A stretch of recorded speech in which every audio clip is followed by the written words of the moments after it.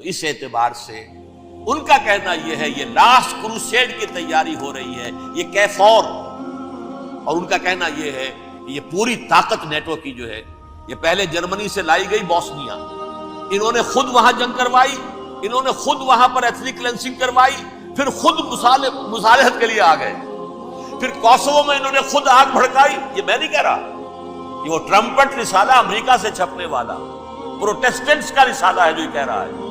پھر انہوں نے کوسوو کے اندر کروایا اور پھر وہ وہاں پر پیس فورس کی حیثیت سے آ گئے، اب وہ میسیڈونیا میں کروا رہے ہیں اور وہاں داخل ہو گئے ہیں۔ اگلا قدم ان کا سائپرس ہوگا، سائپرس میں ترکوں کو اور وہ گریکس کو لڑائیں گے اور وہاں آ جائیں گے، وہاں سے ایک چھلانگ لگائیں گے اور یہ فلسطین میں پہنچیں گے، اور یہ وہاں پر ایک رومن امپائر، اپنی پرانی رومن امپائر کی طرح کی رومن کیتھولک ریاست قائم کرنا چاہتے ہیں۔ تو وہاں امریکہ کے عیسائیوں میں بھی کوئی ایک طبقہ نہیں ہے، کیتھولکس بھی ہے، کیتھولکس زیادہ نہیں ہے ہمدرد، لیکن اب تابع ہو چکے ہیں۔ اسحاق ریبین نے جب یہ پیس ٹاک شروع ہوئی تھی، آپ کو یاد ہوگا شاید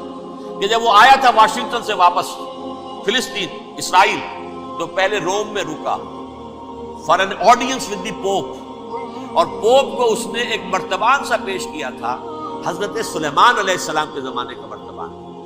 اور کہا تھا دیکھیے 3000 برس تک ہم نے اس کی حفاظت کی ہے، اب یہ میں آپ کے حوالے کروں۔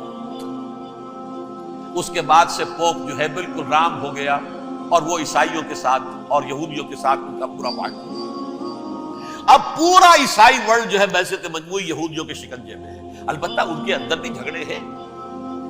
جو وہاں پر وائٹ کرسچن ملیشیاز ہیں وہ ایکسٹریمسٹ ہیں کیتھولکس، ان کے نزدیک دشمن نمبر 1 یہودی، دشمن نمبر 2 مسلمان، دشمن نمبر 3 جو یورپ میں کالے ہیں، ایفرو امریکن، چاہے وہ عیسائی ہو گئے ہوں، کوئی بھی ہو، یہ 3 دشمن ہیں جن سے انہوں نے کلینز کرنا ہے، صاف کرنا ہے ان کے خیال کے مطابق امریکہ کی سوسائٹی، اولاً یہود، پھر مسلمان، اور پھر یہ جو کالے ہیں۔ لیکن دوسری طرف پروٹیسٹنٹس کے اندر ایکسٹریمسٹ وہ ہیں جنہیں کہا جا رہا ہے یہ کرسچین زائنسٹ ہیں، یہ اسرائیل سے بڑھ کر سپورٹرز ہیں۔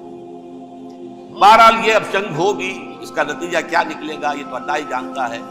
اب میں آخری بات کی طرف آ رہا ہوں۔ آخری نتیجہ تو جو بھی کچھ اپس اینڈ ڈاؤنز آئیں گے تلک الایام نداولها بین الناس، آخری نتیجہ ڈراپ سین وہ یہ ہوگا کہ اللہ کے دین کا بول بالا ہوگا،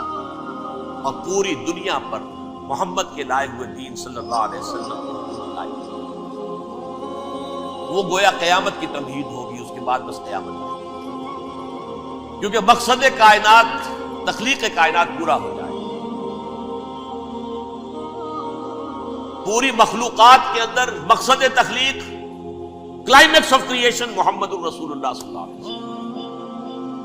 دین کی تکمیل محمد الرسول اللہ، اور اس خلافت عرضی کے لیے جو حضرت آدم کو خلافت دی گئی تھی، جب اس میں وہ خلافت پوری دنیا پر قائم ہو جائے گی، اس کا مقصد پورا ہو جائے گا، and that will be the beginning of the end۔ اس کے بعد قیامت۔ آخری نتیجہ تو یہ نکلنا ہے، اس سے پہلے سزائیں ہمیں بھی مل رہی ہیں، اور یہاں میں کانٹے کی بات جو چھوڑ دیا تھا سو بیان کر دوں۔ اللہ نے اس مغضوب علیہ قوم کو، اس ملعون قوم کو کیوں اب تک چھوٹ نہیں رکھی؟ میں بتا چکا ہوں یہ بڑے عذاب کے مستحق ہو چکے تھے حضرت عیسیٰ علیہ السلام، چھوٹتی ہے ابھی تک ہے، بلکہ ایک مرتبہ ابھارا ہے، 1900 برس کے بعد ابھرے ہیں یہ، بالفور ڈیکلریشن 1917 سن 70 عیسوی کے بعد، تقریباً 1900 برس، 1850 برس تو ہے کم سے کم۔ پھر creation of Israel 1948، 1967 extension of Israel, یروشلم پر قبضہ، یہ سارا جو ہے کیوں ہے؟ اللہ تعالیٰ اس خیر امت محمد صلی اللہ علیہ وسلم، اس کے بہترین حصے کو سزا ان ملعونوں کے ہاتھوں میں۔ کیوں؟ جو جرم انہوں نے کیا تھا وہی ہم نے کیا۔ انہوں نے اللہ کی کتاب کو پیٹھ کے پیچھے پھینکا، نبذ فریق من الذین اوتوا الکتاب کتاب اللہ وراء ظہورہم، ہم نے اپنی پیٹھوں کے پیچھے پھینکا دیا۔ کولونیل رول سے آزاد ہوئے، کہیں اسلامی قانون نافذ کیا، کہیں اسلامی نظام قائم کیا، تو جو جرم ان کا تھا وہی ہمارا ہے، اور ہم خیر امت ہیں، اور ہمارے میں سے خیر ترین عرب ہیں، ان پر اللہ کا فضل، ان کی مادری زبان میں اللہ کی کتاب موجود ہے، پھر انہوں نے اللہ کے دین کو پھینک دکھائی۔ جو ملک آزاد ہوا کولونیل رول سے، یا اس نے قبلہ کر لیا اپنا ماسکو کی طرف، یا کر لیا واشنگٹن کی طرف، کسی نے مکے کو قبلہ بنایا، یہ بدترین شر، ویل للعرب من شر قد اقترب۔ اور ترمذی شریف میں تو یہاں تک روایت ہے،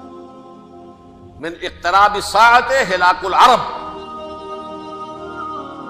قیامت کے قرب کی ایک نشانی یہ بھی ہوگی کہ عرب ہلاک ہو جائے۔ ایک حدیث میں الفاظ آتے ہیں، حضور نے جب کہا یہ ہوگا یہ ہوگا یہ ہوگا، یہ بربادی آئے گی، کسی زوجہ محترمہ نام میں بھول رہا ہوں، نے پوچھا کہ عرب اس دن کہاں ہوں گے؟ فرمایا العرب یومئذ قلیل، بہت کم۔ آخری خاتمہ ہونا ہے یہود کا حضرت مسیح علیہ السلام کے ہاتھ میں، وہ عذاب جو 2000 برس تک ان سے ٹلا رہا وہ آئے گا، اور ان کے رسول ہی کے ہاتھوں آئے گا۔ لیکن اس سے پہلے مسلمانوں پر یہ عذاب آ رہا ہے، ہولوکاسٹ کے درجے کا عذاب آ رہا ہے۔ البتہ ہم پاکستانی اس میں یوں سمجھ لیجئے کہ وہ تو خبریں موجود ہیں احادیث میں، وہاں تو جو ہونا ہے ہونا ہے، اتنے انسان مریں گے، اتنے انسان مریں گے کہ ایک پرندہ جو ہے اڑتا چلا جائے گا، وہ نہیں چاہے گا کہ نیچے اترے تو کسی لاش پر اترے، اسے جگہ نہیں ملے گی زمین خالی کر کہیں اتر سکے، تھک ہار کر گرے گا، مرے گا تو بھی لاش کے اوپر گرے گا۔ یہ الفاظ ہیں الملحمۃ العظمیٰ الملحمۃ الکبریٰ، یہ لاسٹ کروسیڈ، ٹرمپٹ اخبار میں، میں اس کا فوٹو اسٹیٹ بھی کبھی آپ کو دکھا دوں، ویسے میرے ساتھ ہے وہ رسالہ ٹرمپٹ، دی لاسٹ کروسیڈ، اس کی تیاری ہو، وہ الملحمۃ العظمیٰ اور ملحمۃ الکبریٰ جو ہے وہ آنے والی ہے۔ ابن ماجہ میں کبریٰ کہا ہے، اکبر کا مؤنث کبریٰ، ملحمہ کبریٰ سب سے بڑی جنگ، اور ملحمہ عظمیٰ سب سے عظیم جنگ۔